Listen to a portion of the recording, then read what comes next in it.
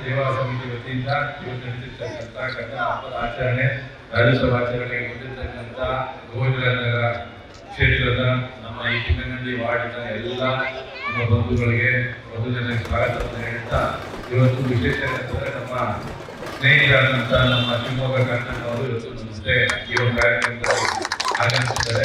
ಅವರು ಕೂಡ ಪಾಲ್ಗೊಳ್ತಾರೆ. ಅವರು ಕೂಡ ಸ್ವಾಗತವನ್ನು ಕೊಡ್ತಾರೆ. ಬಂದಿರ್ತಕ್ಕಂಥ ಎಲ್ಲ ಅವರ ಮುಖಂಡರು ನಮ್ಮ ರಾಮಚಂದ್ರನ್ ಅವರಿಗೆ, ನಮ್ಮ ನೀಲಕಂಠ ಅವರಿಗೆ, ನಮ್ಮ ವಿಶೇಷವಾಗಿ ಎಂ ಕುಮಾರ್ ಅವರಿಗೆ, ಸುಶ್ರತನ್ ಅವರಿಗೆ, ವಾರ್ಡಾಧ್ಯಕ್ಷರಾದ ಲಕ್ಕಣ್ಣ ಅವರಿಗೆ ಈ ಒಂದು ಕಾರ್ಯಕ್ರಮದಲ್ಲಿ ಈ ಭಾಗದಲ್ಲಿ ಏನಾದರೂ ಒಂದು ಕಾರ್ಯಕ್ರಮ ಮಾಡ್ತಾನೆ ಇರ್ತಾರೆ. ಪ್ರತಿ ಒಂದೆರಡು ತಿಂಗಳು ಒಂದು ಕಾರ್ಯಕ್ರಮ ಮಾಡಿ ಏನಾದರೂ ಒಂದು ಜನರಿಗೆ ಕೊಡುವಂಥ ಒಂದು ಕಾರ್ಯಕ್ರಮವನ್ನು ಕೊಡ್ತಾ ಇರ್ತಾರೆ.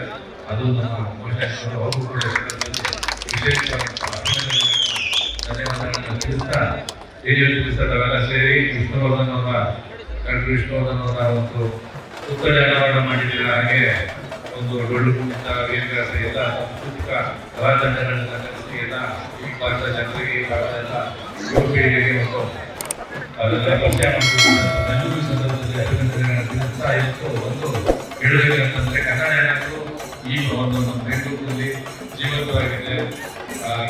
ಕನ್ನಡಕ್ಕೆ ಏನಾದರೂ ಪ್ರಾಮುಖ್ಯತೆ ಅಂತಂದ್ರೆ ಅದು ವಿಶೇಷವಾಗಿ ಹೋಗ್ತಾ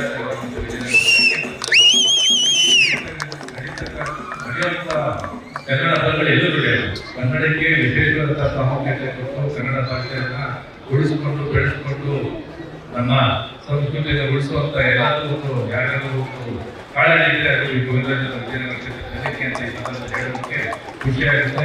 ಆ ಭಾಗದ ಶಾಸಕರಾಗಕ್ಕೆ ನಾವು ಕೂಡ ಪುಣ್ಯ ಮಾಡಿದ್ದೀವಿ, ತಾವು ಕೂಡ ವಾಸ ಮಾಡಿದ್ದೀವಿ, ತಾವು ಸಂದರ್ಭದಲ್ಲಿ ಹೇಳ್ತಾ ಏನು ಸಂಜೆ ದೊಡ್ಡ ಕಾರ್ಯಕ್ರಮ ಮಾಡಿದ್ದಾರೆ. ಸಂಜೆಗೆ ಬಂದು ಈ ಕಾರ್ಯಕ್ರಮದಲ್ಲಿ ಭಾಗವಹಿಸಬೇಕು. ನಮ್ಮದು ಕಾರ್ಯಕ್ರಮ ಮಾಡಿದ್ದಾರೆ. ಆ ಬಂದು ಭಾಗವಹಿಸ್ತಿದ್ದಾರೆ. ಸಂದರ್ಭದಲ್ಲಿ ಹೇಳ್ತಾ ಏನು ಈ ಒಂದು ಕಾರ್ಯಕ್ರಮ ಆಯೋಜನೆ ಮಾಡಿದ್ದಾರೆ ಕಿಟ್ಟಿಯವರು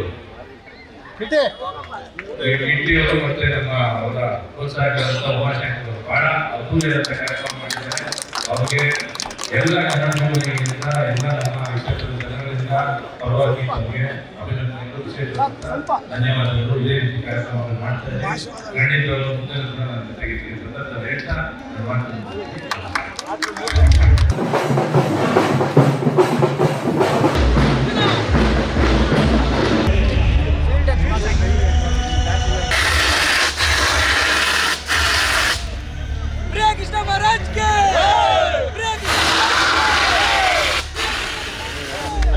ಹಂಗೆ ರೀ ಸರ್, ಹಂಗೆ ರೀ ನೋಡಿ ಸರ್, ಹಂಗೆ ಒಂದ್ಸಲ ನೋಡಿ ಸರ್, ನೋಡಿ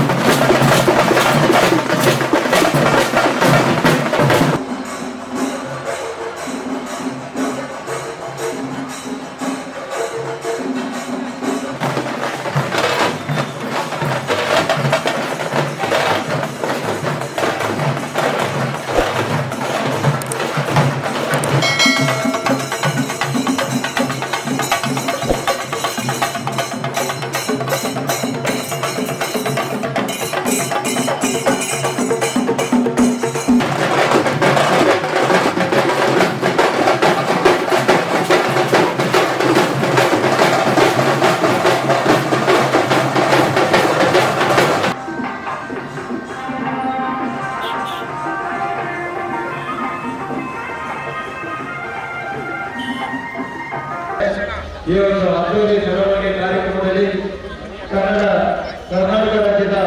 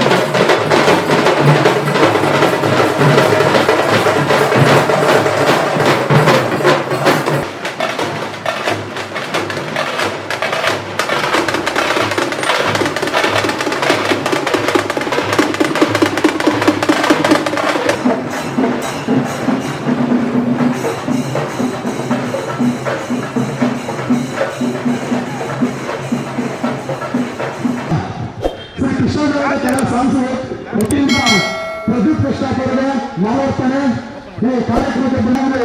ಹಾಗಾಗಿ ನಮ್ಮ ತಮಿಳುನಾಡಿನ ವಿದೇಶ ಕ್ಷೇತ್ರಗಳಿಂದ